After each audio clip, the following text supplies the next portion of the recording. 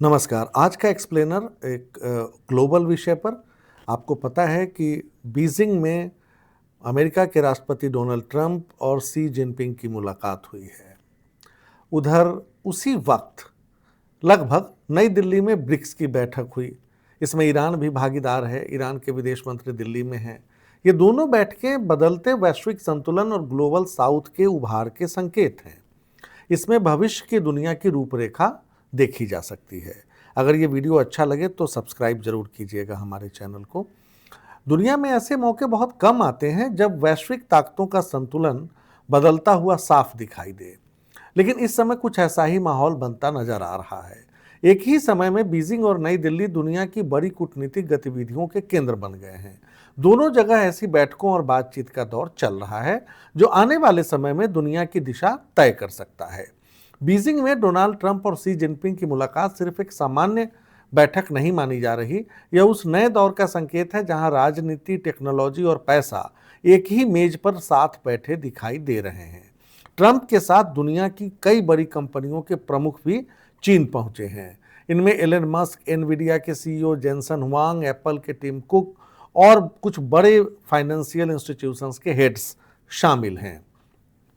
इससे साफ संदेश जाता है कि आज की कूटनीति केवल सरकारों तक सीमित नहीं रह गई है।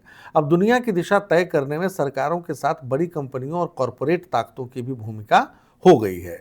ईरान संकट, तेल सप्लाई को लेकर चिंता, सेमीकंडक्टर की प्रतिस्पर्धा और आर्टिफिशियल इंटेलिजेंस यानी एआई में आगे निकलने की होड़ के बीच बीजिंग इस समय उस जगह में बदल गया है जहां मौजूदा वैश्विक व्यवस्था को लेकर बड़ी बातचीत हो रही है।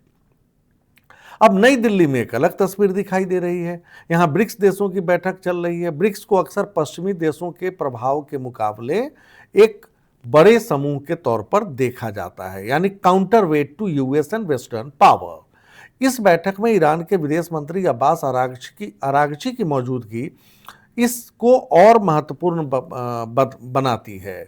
एक सिर्फ सामान्य भागीदारी नहीं है, बल्कि एक बड़ा राजनीतिक संकेत भी माना जा रहा है। यह संकेत है कि ग्लोबल साउथ यानी विकासशील और उभरते देश अब पहले से ज्यादा आत्मविश्वास के साथ अपनी बात रख रहे हैं। ये एनर्जी सिक्योरिटी चाहते हैं, हम डॉलर पर डिपेंडेंसी कम चाहते हैं और दुनिया की वैकल्पिक संस्थाएं बनने की दिशा में आगे बढ़ रहे हैं। अगर इन दोनों घटनाओं को एक साथ देखा जाए तो केवल यह संयोग नहीं लगता, यह उस दुनिया की तस्वीर पेश करता है जो तेजी से बदल रही है। बीजिंग में अमेरिका और चीन अपनी प्रतिस्पर्धा को किनारे रखकर मौजूदा वैश्विक व्यवस्था में अपना प्रभाव बनाए रखने की कोशिश करते हुए दिखाई दे रहे हैं। वहीं नई दिल्ली में उभरती हुई ताकतें उसी व्यवस्था को बदलने और उसे नए तरीके से गढ़ने की कोशिश कर रही है। और ऐसा क्यों न हो, हमने आपने देखा स्ट्रेट ऑफ हॉर्मुज में क्या हुआ। यूनिलैटरल डिसीजंस डोनाल्ड ट्रंप के, टैरिफ वार से शुरू करते हैं, वेनेजुएला में तख्ता पलट करते हैं, जहां मर्जी जैसी शुल्क लगाते हैं, मैक्सिको के साथ झगड़ा करते हैं। अब इसके बाद बचता क्या है? आज जो क्रूड ऑयल था, हम $65 प्रति बैरल लेते थे, उसकी कीमत $110 प्रति बैरल हो गई है। प्रधानमंत्री मोदी इस बड़े संकट की तरफ इशारा करते हुए देशवासियों से सोना न खरीदने की अपील कर चुके हैं ताकि हमारा विदेशी मुद्रा भंडार बचा रहे। और हम तेल की खपत कम नहीं कर सकते, हाँ उस पर नियंत्रण जरूर रख सकते हैं। एक के बाद एक काफिले घट रहे हैं, चाहे पीएम के हों या सीएम के। ऐसे हालात में मुझे लगता है ये एक बहुत बड़ा डिसीज़न होगा ब्रिक्स का, और जो ग्लोबल साउथ की कंट्रीज़ हैं वो लगातार एक साथ आएँ।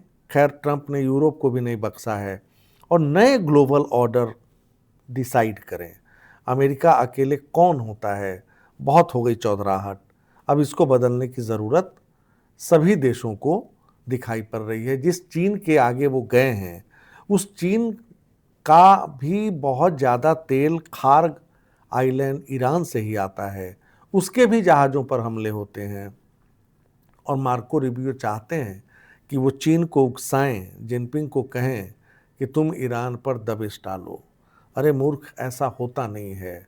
ग्लोबल साझेदारी यानी हम जिससे रिश्ते बरसों की मेहनत से बनाते हैं उससे ऐसे तोड़ते नहीं हैं। वही एक ऐसा रिश्ता भारत रूस का भी है। आज भी जब रूस के विदेश मंत्री लावरोव आए हैं दिल्ली, उन्होंने सबसे पहले यही कहा, मैं भारत की एनर्जी सिक्योरिटी को प्रोटेक्ट करूंगा, उसके लिए रूस को जो करना हो करना पड़ेगा। ये ट्रंप को समझना चाहिए, गोल पोस्ट हर दिन चेंज नहीं किए जा सकते। आपको एक सुलझे हुए मन से ग्लोबल डिप्लोमेसी करनी होती है, व्हिम्स के आधार पर नहीं। आज के लिए इतना ही। नमस्कार।